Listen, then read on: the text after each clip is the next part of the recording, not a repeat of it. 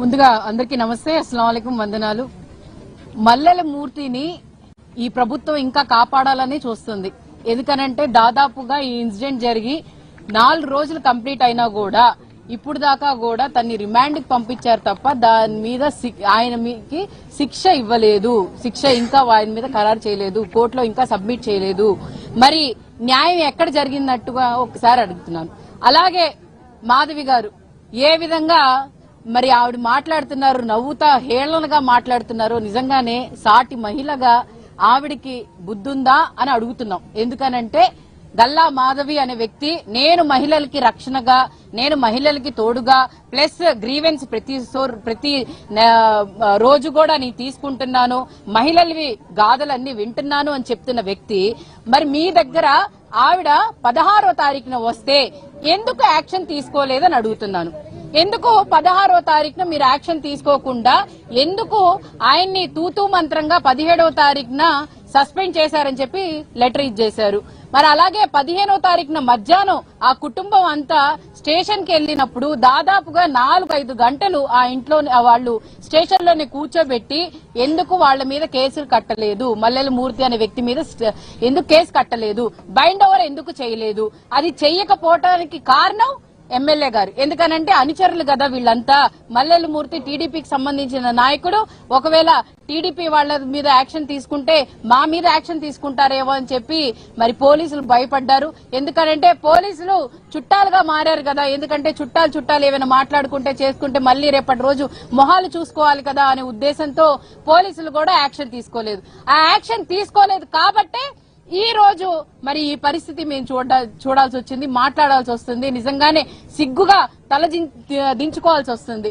నిజంగానే ఈ రాష్ట్రంలో మహిళలకి ఎక్కడా కూడా ఏ విధమైన రక్షణ లేదు.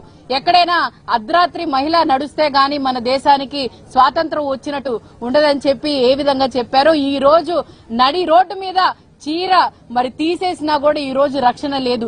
ఎందుకు లేదు అనంటే కారణం ఈ టీడీపీ, ఈ ప్రభుత్వం. ఏదో మా ఎలక్షన్ ముందు మాత్రం మేం మహిళలకి రక్షణగా ఉంటాము, మహిళల కోసం ఖచ్చితంగా నిలబడతామని చెప్పినా చంద్రబాబు నాయుడు గారు ఏమయ్యారు?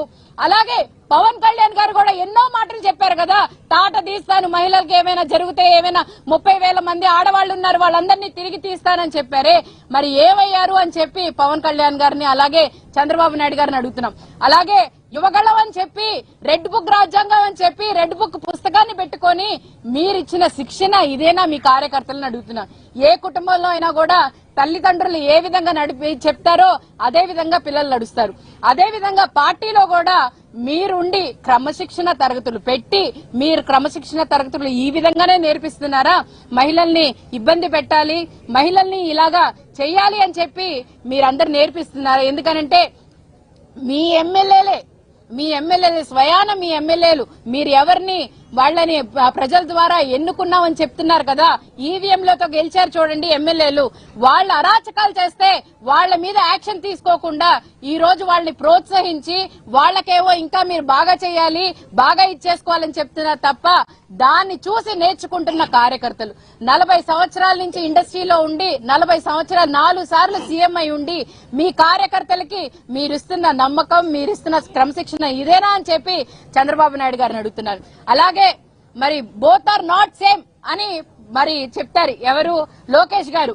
నిజంగానే సేమ్ కాదు. ఎందుకంటే జగన్మోహన్ రెడ్డి గారి హయాంలో ఆడవాళ్లకి ప్రాధాన్యత ఇచ్చిన వ్యక్తి జగన్మోహన్ రెడ్డి గారు. ప్రతి ఒక్క విషయంలో కూడా ఎక్కడ ఏ ఫోన్ కాల్ వచ్చినా కూడా ఎఫ్ఐఆర్ లేకుండా ముందు వాళ్ళని స్టేషన్ లో వేయండి అని చెప్పి ముందు యాక్షన్ తీసుకోమని చెప్పిన వ్యక్తి జగన్మోహన్ రెడ్డి గారు. కానీ మీ దగ్గర ఎమ్మెల్యే గారి దగ్గర నుంచి ఫోన్ రావాలి, ఎమ్మెల్యే గారు చెప్తేనే కేసు కడతాం, ఎమ్మెల్యే గారు ఏ విధంగా రాయమంటే ఆ విధంగా రాస్తామని చెప్పి ఈ రోజు ఈ పరిపాలన ఉంది. అలాగే స్వయాన ఇక్కడ ఎమ్మెల్యే మరి మహిళనే. అలాగే ఉమెన్ కమిషన్ సంబంధించి రాయపాటి శైలజ గారు కూడా గుంటూరు తూర్పు నియోజకవర్గంలోనే ఉంటారు. అలాగే ప్రతి ఒక్కళ్ళు కూడా మహిళలకు సంబంధించి ప్రతి ఒక్కళ్ళు కూడా ఇక్కడే ప్రాతినిధ్యం వహిస్తున్నారు. ఇక్కడే ఈ ఘటన జరగటం చాలా బాధాకరం. అలాగే రాజధాని ప్రాంతంలోనే మరి ఇలాంటి రక్షణ లేకపోతే ఇంకా ఎక్కడ ఏ రాజధాని ఎక్కడ పెట్టినా ఏం ప్రయోజనం? ఎందుకంటే రాష్ట్రానికి ముందు ఇవ్వాల్సింది అభివృద్ధి సంక్షేమం కాదు, ముందు రక్షణ కల్పించాలి. మహిళలు దాదాపుగా 50% ఉన్న రాష్ట్రం మనది. మరి వాళ్లకే రక్షణ లేకపోతే మీరు ఎన్ని చేసినా ఏమి చేసినా ప్రయోజనం ఉందా అని చెప్పి చంద్రబాబు నాయుడు అడుగుతున్నారు. అలాగే మరి మీరు చూసుకుంటే హోంమంత్రి గారు మాటలకే ఫోన్లు చేసి మేము రక్షణ కల్పిస్తాం, మేము అయిపోయిన తర్వాత మీరేం చేస్తారమ్మా? అయిపోయిన తర్వాతనా? అవ్వకుండా చూసుకోవాల్సిన బాధ్యత మీ మీద ఉంది. ఎప్పుడైనా ఏదైనా మరి మీరు చూసుకుంటే అమర్నాథ్ గారి మీద ఆయన చెప్పారని చెప్పి ఆయన మీద చర్యలు తీసుకున్నారే, మరి ఇప్పుడు యాక్షన్ ఎందుకు తీసుకోవట్లేదు? ఎందుకు స్పీడ్ యాక్షన్ రావట్లేదు? ఎందుకు గల్లా మాధవి గారు అక్కడ రాపుతున్నారా? గల్లా మాధవి గారు ఏమంటారు?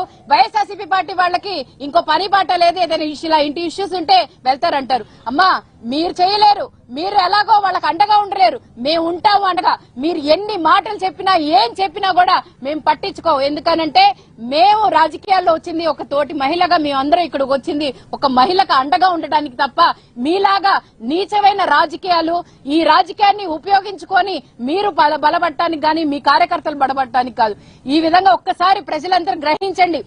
ఈ కార్యకర్తలో లేకపోతే ఈ వార్డులో ఉన్న నాయకులు ఎవరెవరు ఉన్నారో ఒక 10,000 లంచం ఇవ్వలేదని చెప్పి ఈ విధంగా దారుణానికి పాల్పడుతున్నారంటే రేపటి రోజు ఎన్నికల్లో వాళ్ళు ఎవరైనా ఎక్కడైనా గెలిస్తే, పంచాయతీ ఎలక్షన్ లో గానీ కార్పొరేట్ ఎలక్షన్ లో గెలిస్తే మరి ఏ విధమైన పరిస్థితి ఉంటుందని చెప్పి మీ ఇంట్లో అక్కా చెల్లెళ్ళు ఉన్నారు, మీ ఇంట్లో ఆడవాళ్లు, ప్రతి ఒక్క ఇంట్లో ఆడవాళ్లు ఉన్నారు. ఎవరికైనా రక్షణ ఉంటుందా? లేకపోతే మీరు ఇల్లు కట్టుకుంటే మీ ఇంటి ముందు వచ్చి వాలిపోతారు. ఒక్కసారి ప్రతి ఒక్క మనిషి కూడా గ్రహించాలని చెప్పి